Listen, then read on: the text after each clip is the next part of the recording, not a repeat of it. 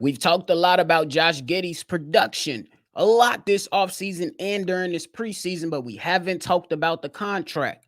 Shams of ESPN believes that the Chicago Bulls will engage in contract talks with Josh Giddey. Is that a good thing?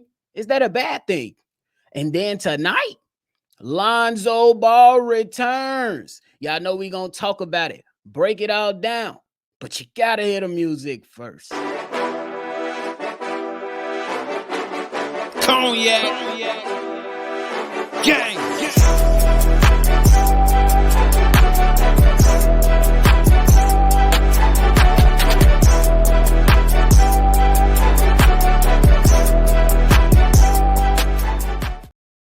Shot Bulls podcast with the Cognac Boys. I'm Cognac Boy Bobby, and I'm holding it down on today's daily episode. For my people that's tuning in for the first time, welcome. Make sure you hit that subscribe button, and my family members that's returning to listen to this heat, welcome back. But hey, let's get into the content. Now, it's being reported from Shams, who did an appearance on Brian Winshort's podcast, and they talked about Josh Giddey. Shams came out, and his belief is that the Chicago Bulls will engage in contract talks with Josh Giddey, saying he's someone that I think the Bulls will engage with. They made that trade, trading away Alex Caruso for him, so they clearly value him to an extent. But what does he want? What is his mentality on the marketplace, and what do they want to give him? Now, just make sure that we put it out there for those that don't know. The Chicago Bulls, if they engage, they have until October 21st to get something done. If not, Josh Giddey will be a restricted free agent if they don't come to terms before that time. Now, is this a good decision or is this a bad decision? It's a decision that you really have to come to terms with. I think you absolutely have to engage Josh Giddey. I would say right now, just starting that engagement, it will be a good decision. I don't necessarily think it will be a bad decision. I mean, you can absolutely wait, but if you do wait, you place yourself in a position to at the end of the season to where he becomes a restricted free agent, and somebody could offer him more than what you want to offer, what you intend to offer him, or what you could potentially be getting them at a cheaper price based on things that happen in OKC if you decide to get things done now. Some might say it may be too early. You know what I'm saying? Josh Giddey over there in OKC was a guy that averaged about 12 points per game. You know what I'm saying? Not necessarily a complete threat from the three-point line. You still had questions in regards to his defense. And then it was already reported that the front office guys over there in OKC really had their minds made up and really talked to Josh Giddey about him coming off the bench this season if he was still on the team. So that's some things that you really have to consider. And I think that right now you could potentially get him on a lesser deal. You know what I'm saying? Because if you look around the landscape for some guys that's been paid within his draft class, I don't know if we want to go this route right now. We're talking about Cade Cunningham, who was selected in a draft that Josh Giddey was selected in. Cade Cunningham signed a 5-year, $224 million deal, which gives him $44 million per year. Then we talking about Evan Mobley. He also signed that deal. Scotty Barnes, he also signed that deal. And Franz Wagner also signed that deal. Now, some guys that, you know what I'm saying, there will be some people who are fans of these guys and say they absolutely deserve it. And then when you think about the team situation anyway, they're not distributing a lot of money to a lot of guys. They're relatively young squads or up-and-coming squads. You know what I'm saying? The Pistons are not, you know what I'm saying, a huge threat, but they do have some young talent. So you can give Cade Cunningham that type of money. The Cleveland Cavaliers, these is a team that is up and coming, that has some type of expectations. And Evan Mobley, you might consider giving him that money so you can lock in. And what Cleveland really did, that they locked in all their guys within their starting five for years to come. At least most of the guys that's on this starter five for the Cleveland Cavaliers. Scotty Barnes is another guy that's with the Raptors. You know what I'm saying? Young, talented guy. Some might not like him much, but he's all right, I guess. And you're not giving money to some type of star like the Bulls is doing right now when they're giving Zach LaVine some of that money. Jonathan Kuminga, there's a reason why he's not signed yet. Jalen Suggs, I don't know about why they haven't signed him, but there's obviously a reason why they haven't signed him, and they chose to sign Franz Wagner. You know what I'm saying? So that's some things that you got to measure up to see if the deal will make sense. Because I tell you right now, based on the production right now, Josh Giddey is not worth $44 million per year. You know what I'm saying? But do you run into that case of if he performs well or takes a step up that there will be someone willing to give him $44 million per? I'm not ready to list. I'm not ready to sit down here and say that right now. Because there are a lot of teams around the league, you know what I'm saying? They have their point guards in place. And what if they're not sold on just one good year of Josh Giddey? You know what I mean?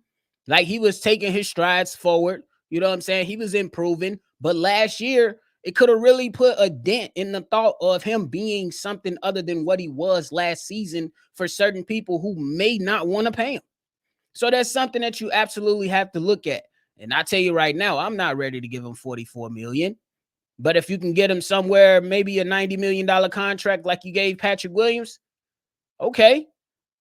That's the question I have to ask. If the Chicago Bulls, you know what I'm saying, I don't really know what they are willing to give him, what's even allowed to give him, you know what I mean? But would y'all be satisfied if the Chicago Bulls gave Josh Giddey the same amount of money that they gave Patrick Williams, if that's an option?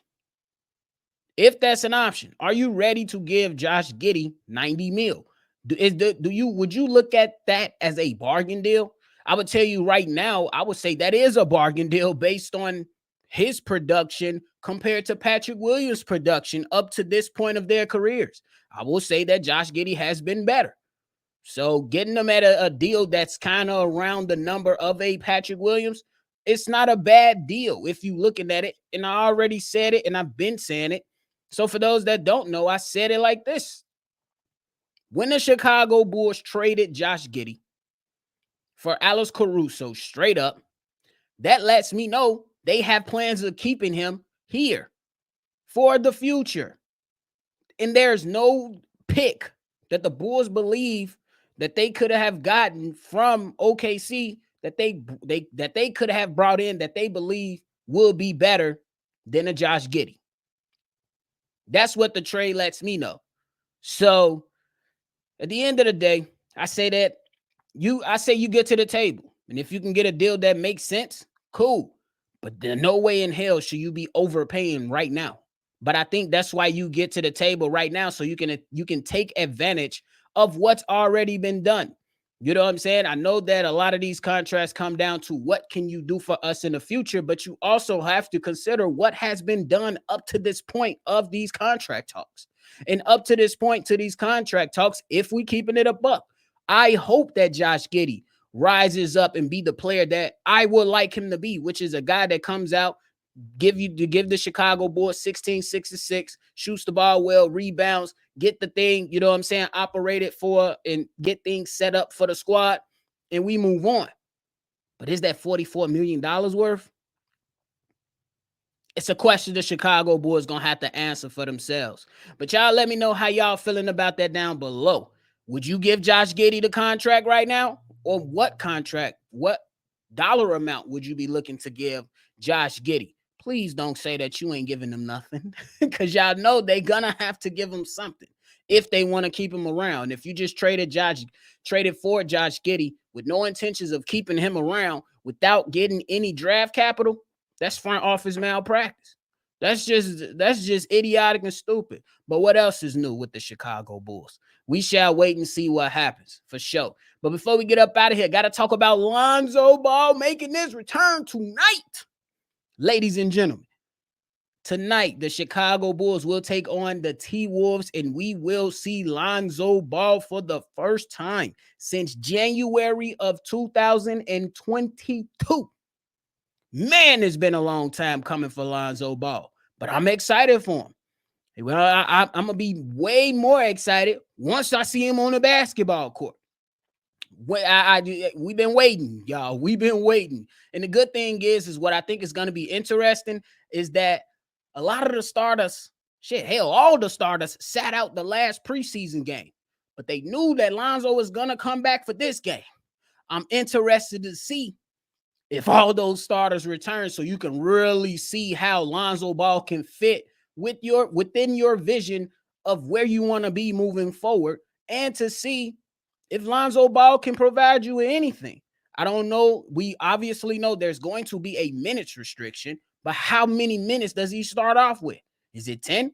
Is it 15 at the max? You know what I'm saying? Give him a couple runs throughout the game to see where, get the stamina up, get the energy, see how he's reacting to things on the offensive side, on the defensive side.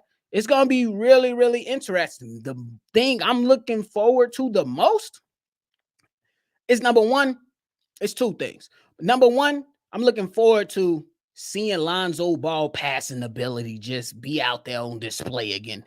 And then number two, I'm anxious to see if Lonzo Ball still has some type of lateral quickness. I don't expect it to be where he was before he left. But when you combine the IQ, mix in with what was there, I'm trying to see if he still got a little defensive juice. That's all I'm trying to see, because I think it'll be necessary and key for what the Chicago Bulls are trying to do. I think it'll be necessary for Lonzo Ball for himself. So it's going to be interesting. So y'all make sure that you hit that notification bell, tune in, turn the bell on, because tonight there will be a live call, and we going to go out here and we going to turn up for Lonzo Ball. Y'all already know we will. And we going to see what this young boy can do. I'm extremely happy for him. It's been a long time coming. I was frustrated with him not being on the floor, but hey, and then I let it go. We just said we're going to chill. We're going to wait and see. Now today is the day. We shall see. But hey, that's it for me today, ladies and gentlemen. Before you get up out of here, hit that like button and subscribe. If you want to be a part of our mailbag episodes that take place on the weekend, go ahead and give us a call and state your name, leave your tape, 773-242-9219. Thank y'all so much, Bulls Nation. Always see red. Y'all already know. I'm going to catch y'all on the next one for sure. Cognac. Gang.